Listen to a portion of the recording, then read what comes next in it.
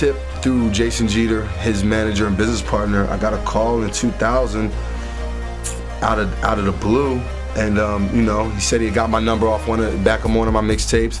Said he had this new artist who was signed to Arista. His name was T.I.P. at the time. That was before he changed his name because of the Q-Tip situation. He had this new record out with Beanie Siegel. He was like, you know, I want to bring him through the crib. You know, do something for one of your mixtapes. So I said, cool. You know, they came through.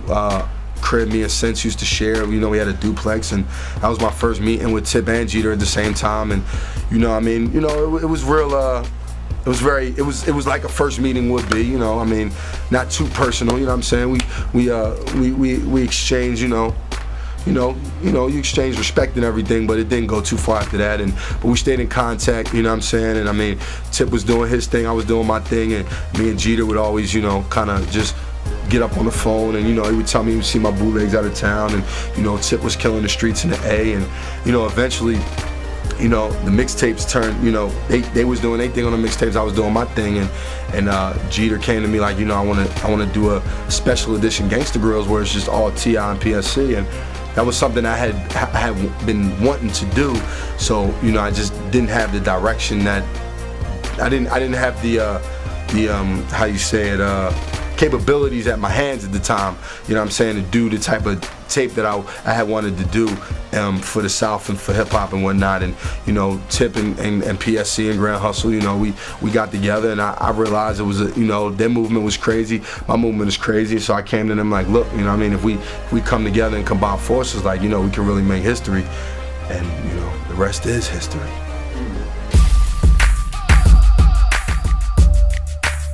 I would say so in some terms. I mean, when we was doing the tape, I used to use that term that, you know, he's about to be Ja Rule from the tape, you know what I mean? So, you know what I mean, I believe at the end of the day, everything is about a hit record. You know, if you come with a hit record, you know, no one's career is over, you know what I'm saying? But, you know, between that battle between T.I. and Lil Flip, I would definitely compare T.I. more to 50 Cent and Lil Flip to Ja Rule for what that was at the time. So, you know, I mean, that tape was a classic, you know what I mean?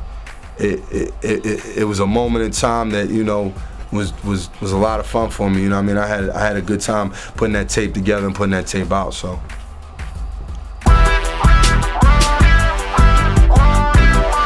Well, basically January 16th, about 5:30, you know, my studio affiliates, AMG Studios, was raided by the county of Morrow in Fulton County, and the RIAA, you know, they showed up at my doorstep in Tahoes and Cobra units and M16s, you know, and jumped out and pointed them at our heads and told us to get on the ground. We did so, and you know, took me over to the car and told me I was being arrested for bootlegging and racketeering under the RICO law. You know, went down the right street and got signed in.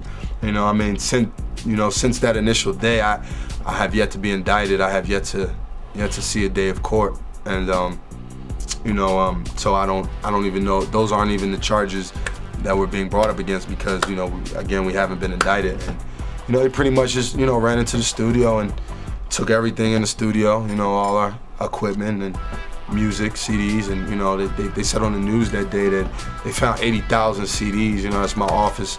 You know, I mean, if I had to estimate myself, I'd say I had about, you know, 25,000 CDs in there. So, you know, the numbers were highly exaggerated, and you know, that's pretty much what the situation was at the time. You know, Feds was taking pictures. I haven't officially been charged, myself or Don Cannon. Don Cannon was arrested with me as well. You know, I have yet to be indicted, so, you know, at this point, I don't know what I'm facing. You know, I mean, where I'm at today, you know, I mean, I stand here very strong, very positive. You know, I mean, my lawyers, the RIAA and the district attorney of Atlanta have been in, you know, a lot of contacts. You know, there've been meetings, and you know, everyone, it hasn't been too much of a conflict of interest. So, you know, I mean, I'm pretty positive that we can get this resolved with, you know, hopefully without seeing a day in court. How it'll affect my future? I mean, you know, I'm here. I'm right in front of the camera right now, so, you know, I'm rocking. You know what I mean? I mean, you know, this game is something I was built for. You know what I mean? I done put a lot of work into this, you know, and when I look back at my career, and, you know, I look at even my career before January 16th and after January 16th, you know, it's another chapter in my book. You know what I'm saying? I mean, you know, my opinion, you know, all the greats go through adversity, so if this is one of my, you know, first challenges, you know, so be it. I take that. You know what I mean? I took it on the chin, and still fresh, right? All right, I'm good. You say I'm good, I'm good. So, you know, I mean, I'm a mixtape DJ. You know, I sit here right now as a mixtape DJ. I will always be a mixtape DJ. You know, all these other doors I got opened up came from me being a mixtape DJ. You know what I mean? I done did 2 movies. You know, I done been on the cover of probably about 6, 7 major magazine publications. You know what I mean? I got an album on the way. You know, I got a label situation. So, you know what I mean? That's a blessed situation that comes from being a mixtape DJ. So, you know what I mean?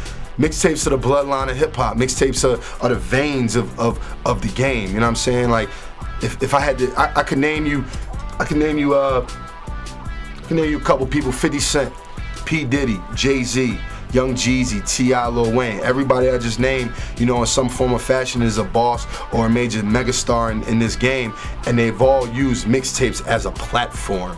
You feel what I'm saying? So just taking Diddy, 50, and Jay, they've all used mixtapes as a platform. And these are people who make a lot of money for these record companies, you know, that the RIAA protects. You know what I'm saying? So you here to tell me that mixtapes are a bad thing?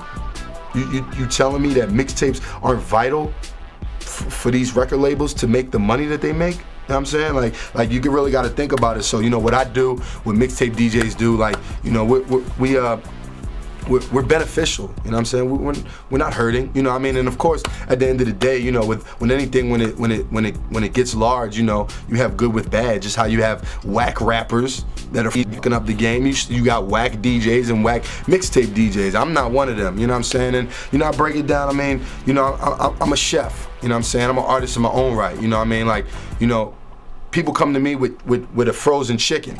You know, that chicken is good as a motherfucker, but it's frozen.